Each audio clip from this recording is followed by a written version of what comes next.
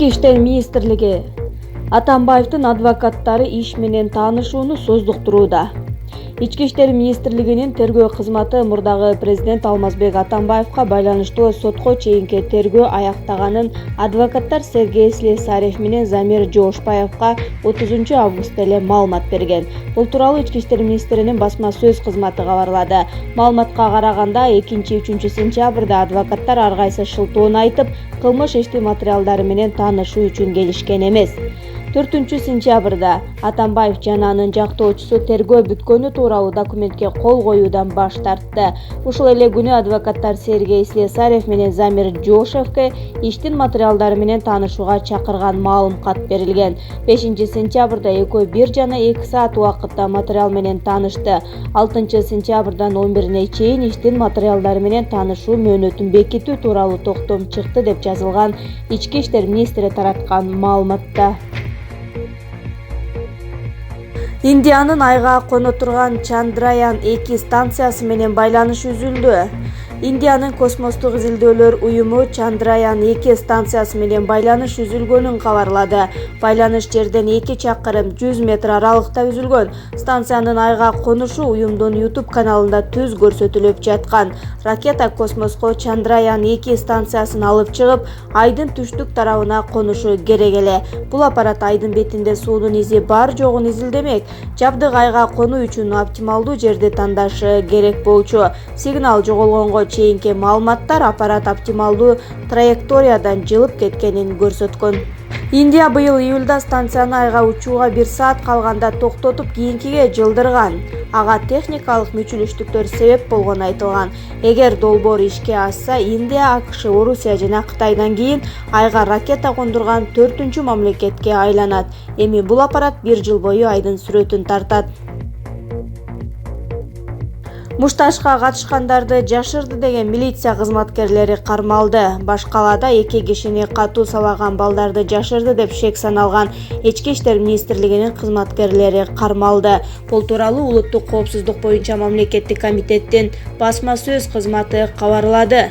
Маалыматка караганда 6 сентябрда Бишкек шаардык ички иштер башкармалыгынын күзөттөгү кайгыл кызматынын экипажы ЭС жана МК жазык процессуалдык кодексинин 98-беренесине ылайык кармалып, УКМКнын убактылуу кармоочу жайына камалды. 28 августта Бишкек шаарындагы Ахунбаев, Курчатов көчөлөрүнүн кесилишиндеги ярмарка дүкөнүнүн жанындагы мушташта 2 киши катуу сабалып, ага шектүү катары изделип жаткан Бапышев Жаныбек жана Калысбек Сейитбеков 6 сентябрда кармалган. УКМК тараткан маалыматка караганда, окуя болгон жерге Чүй областтык милициясынын уюшулган кылмыштуулукка каршы күрөшүү бөлүмүнүн кызматкери Бапышев кылмышты өз убагында аныктоого тоскоолдук кылууга аракет кылган. Бишкек шаардык милициясынын күзөттөгү кайгыл кызматынын экипажы К. Бапышев менен биргеликте сүйлөшүү алып, аталган кылмышка катышкан адамдардын изин жашырган. Рина Карамушкина менин ишим өзгөчө оор кылмыш катары каралууда. Мурдагы президент Алмазбек Атамбаевди колдогон Жогорку кеңештин депутаты КСДПнын мүчөсү Рина Карамушкина анын иши өзгөчө оор кылмыш катары каралып жатканын Фейсбуктагы баракчасына жазды. Буга байланыштуу ал депутаттык кол тийбестигинин ажыратылып жатканын да билдирип, башкы прокуратуранын аракеттерин сындаган. Карамушкина өзү Жогорку кеңештин депутаты экенин, мыйзам боюнча анын кол тийбестигин алуу парламенттин макулдугу менен болушу керектигин белгилеген. Рина Карамушкина 2007 жылдан бери Жогорку кеңештин депутаты, ал мурдагы президент Алмазбек Атамбаевдин эң жакын санаалаштарынын бири. Депутат 7-8 август күндөрү Алмазбек Атамбаевди кармоо операциясынын учурунда кой ташта болгон. Мыйзам боюнча, эгер Жогорку кеңештин депутаты оор кылмыштарга айыпталса, башкы прокуратура парламенттин макулдугун албастан эле тергөө амалдарын жүргүзө алат. Кой Таш айылында 7-8 август күндөрү Алмазбек Атамбаевди кармоо операциясында Альфанын бир канча жоокери барымтага алынып, бир офицери каза тапкан жана жалпысынан 136 адам жаракат алган. Башкы прокуратура камакка алынган Атамбаев бир катар оор жана өзгөчө оор кылмыштар боюнча шектелип жатканын билдирген. 22 августта 1 май райондук соту Рина Карамушканын бөгөт чарасын карап, аны 8 октябрга чейин үй камагына чыгарган. Башкы прокуратура прокуратура депутат Койташ айылындагы окуяларга байланыштуу жазык кодексинин 244-беренеси жана 43-беренеси боюнча шек саналып жатканы кабарланган.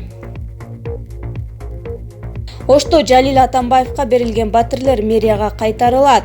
Ишкер Жалил Атамбаевка 8 жыл мурда берилген батирлер кайра Ош шаарынын мэриясына кайтарылат. Бул тууралуу Азаттыкка мэриянын юристи Канышай Нарынбаева кабарлады. 2010 жылдагы июнь окуясынан кийин Жалил Атамбаевдин чала күйгөн бир үйүнүн ордуна үй бөлүштүрүү комиссиясы 4 батир берген эле. Ал окуя маалымат каражаттарына чыгып кетип, коомчулуктун нааразычылыгын жараткан. Кийинчерээк июнь окуясынан жабыркагандарга бөлүнгөн үйлөр боюнча Ош шаардык прокуратурасы кылмыш ишин козгогон. 4 жылга созулган соттук териштирүүдөн кийин жогорку сот Жалил Атамбаевдин бир үйүнүн ордуна берилген 4 батирдин баарын Ош мэриясына кайтаруу тууралуу чечим чыгарган. Учурда мэрия ишкер Атамбаевка берилген батирлерде жашап аткандарды чыгаруу боюнча соттук жараяндын экинчи этабын баштады. Батирлерде мыйзамсыз жашап аткандарды чыгаруу соттун чечими чыккандан кийин ишке ашмакчы. 2010 жылкы кандуу окуяда ишкер Жалил Атамбаевдин Ош кичи районундагы өзүнө таандык Каныкей ресторанынын артында жайгашкан анча чоң эмес үйү өрттөнүп кеткен. Азаттык радиосу Атамбаев кийин бул жактагы жер тилкесин арткы дата менен кайра каттоодон өткөрүп, өзүнө жакындары Төлөгөн Токтобаевке, Төрөжан Бакалбаевке жана Айнура Тургунбаевага 4 бөлүп каттатканын аныктаган. Мунун арты менен ишкер жабырлануучу катары мамлекеттен 4 батир алган. Ошто эң ири ишкер катары таанымал ресторан, кафелердин, көп кабаттуу үйлөрдүн жана ишканалардын ээси, Ош эл аралык аэропортунун милиция кызматынын мурдагы башчысы Жалил Атамбаевка батирлер мамлекеттик комиссиянын 2011 жылдын 22 июнь күнү өткөн отурумунда берилген. Билим берүү жана илим министрлигине Ош мамлекеттик университетинин ректору сунушталды. Билим берүү жана илим министрлигине премьер-министр Мухамбеткалый Абылгазиев Каныбек Исаковду сунуштады. Бул тууралуу өкмөттүн басма сөз кызматы билдирди. Каныбек Исаков 2011 жылдан бери Ош мамлекеттик университетинин ректору болуп эмгектенип келет. 4-сентябрда мурдагы министр Гүлмира Кудайбердиева кызматынан бошотулган. Акыркы учурда билим берүү жана илим министрлигине жана анын жетекчилигине карата коомчулук тарабынан сындар күчөгөн эле. Жакында эле Нарын областындагы контейнер мектептин ачылыш аземи социалдык тармактарда талкууга алынган. Бишкекте көп кабаттуу үйдүн терезесинен 16 жаштагы өспүрүм кулап кетти. Бишкекте көп кабаттуу үйлөрдүн биринен 16 жаштагы өспүрүм кулап кеткен. Бул тууралуу маалыматты Бишкек шаардык ички иштер бөлүмү тастыктады. Маалым болгондой, өспүрүм 5 кабаттуу үйдүн 4-кабатынан терезесинен кулап кеткен. Ал тез жардам менен 4-ооруканага жеткирилген. Учурда өспүрүм жандандыруу бөлүмүндө. Бул окуянын чоо жайы электенип жатат. Польшада ымыркай апасы каза болгондон кийин 56 күндөн соң төрөлдү. Польшанын Краков шаарында кош бойлуу аял каза болуп калгандан кийин ымыркай дээрлик 2 айдан соң жарык дүйнөгө келген. Бул тууралуу чет элдик басылмалар жазды.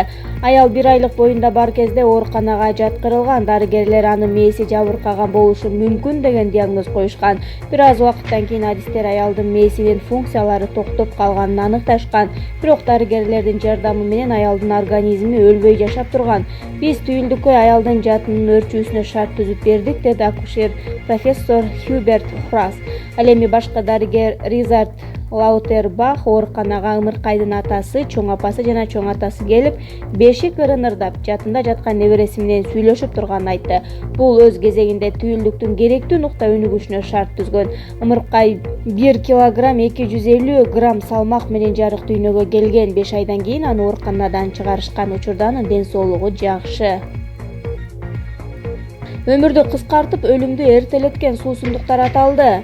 Таттуу, алкоголсуз жана газдалган суусундуктарды такай ичүү өлүмдү эртелете турганын окумуштуулардын эл аралык тобу аныктаганын чет элдик басылмалар жазды. Окумуштуулар 450 000 ыктыярчынын катышуусу менен изилдөө жүргүзүлгөн. Адистер 16 жыл бою бейтаптар кандай суусундуктарга басым жасай турганына көңүл бурган. Ошондой эле алардын салмагына, ичкен жегени жана жашоо образына да анализ жасалган. Изилдөөнүн жыйынтыгында күндө 2 стакандан ашык таттуу суусундук ичкендердин өмүр менен эрте коштошуу ыктымалдуулугу 17%га көбөйгөнү аныкталган. Ал эми газдалган таттуу суусундуктарга басым жасагандардын көбүнүн тамак сиңирүү системасы бузулуп, жүрөк кан тамыр ооруларына чалдыгары белгилүү болгон. Раиса кой ташка жатып алып, Ошто чайхана куруп жатпайбы? Ош шаарынын чок ортосунда Эсил Союз кезиндеги калаанын бирден бир көркү, сыймыгы болгон 2 кабаттуу Ак Буура ресторанына көзү түшүп, түбүнөн приватташтырып, ал 2 саатта түбү менен көтөрө чаап, бузуп салганы бир жөн.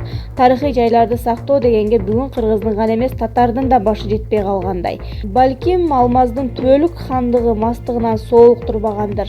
Бир сөз менен Раис чай демдөөчү заманбап чайхана куруп кирди. Соболтуулат тияктан какшап Алмастын жана Раистин мүлктөрүн камакалык деп айтып келишет. Биякта болсо курулуш күнү-түнү 3 эселенген күч менен жүрүп жатат. Демек Раиса кой ташта жатып алып чоң прораб болгондой. Кимисине ишеничти деле билбей калдык. Балким бул чайхананы коңшусуна, балким коңшусунун дагы бир коңшусуна каттатып жүрбөсүн. Мүмкүн бирок курулушка барып жолуккан эле устадан сурап көрчү, кыйын болсоң. Баары бир ооздон Раистики дешет. Демек дали болсо 200-дүүлүк камырабай алдап коюп отуруп билгенин жасап жатат. Эгерде андай эмес болсо, тетирисин далилдеп бере алабы бийлик дегениң деп Кабар-инфо гезити өз пикирин коомчулукка жарыялаган. Кар жаап үшүк жүрөт. Кыргыз гидромет шашылыш билдирүү таратты. 9-10 сентябрда Кыргызстандын көпчүлүк аймактарында жаан, тоол райондордо кар жаашы мүмкүн. Бул тууралуу Кыргыз гидрометтен билдиришти. Чүй, Жалал Абад, Ысык көл областарынын кээ бир райондорунда жаан-чачын катуу жайт. Батыштан соккон шамалдын ылдамдыгы секундасына 4-9 метрден, айрым жерлерде 15-20 метрге жетиши күтүлөт. Ал эми 11-12 сентябрда түнкүсүн Талас, Ысык көл, Нарын областарынын дыйканчылык аймактарында, Чүй, Ош, Жалал Абад, Баткен областарынын тоо этектеринде суук болуп, үшүк жүрүшү ыктымал. Мындай туруксуз аба ырайы айыл чарба иштерин, автоунаа, энергетика, коммуналдык кызматтардын ишин жана жайыттарда мал кармоону кыйындатат.